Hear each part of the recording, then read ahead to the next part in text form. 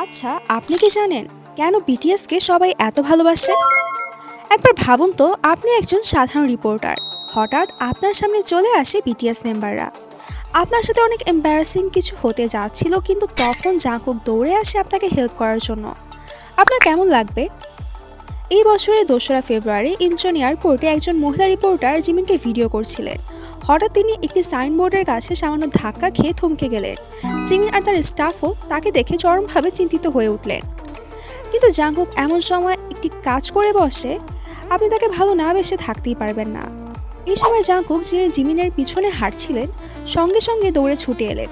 তিনি রিপোর্টারের ক্যামেরা নিজের হাতে নিলেন এবং নিজেই ভিডিও করতে শুরু করলেন। এভাবে রিপোর্টারকে সাহায্য করে সুন্দর ফুটেজ তুলে দেওয়ার জন্য। প্রিয় সঙ্গে যোগ দিলেন, মজা করে শুটিং চলল তাদের। রিপোর্টার পরে বললেন, আমি অনেক বড় তারকাকে দেখেছি, কিন্তু জাংকুকের মতো যত্নশীল, সহানুভূতিশীল ও বিনয়ী কাউকে কখনো দেখিনি। মনে হচ্ছিল তারা শুধু তারকা নয়, ভালো মনের মানুষ। আমি তো তার প্রেমে পড়ে গিয়েছি। হ্যাঁ, এটাই হলো বিটিএস।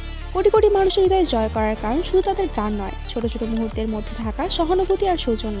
আর এই কারণেই তারা সবার প্রিয়, কারণ তারা মানুষকে সম্মান করতে জানে, তারকা হলেও।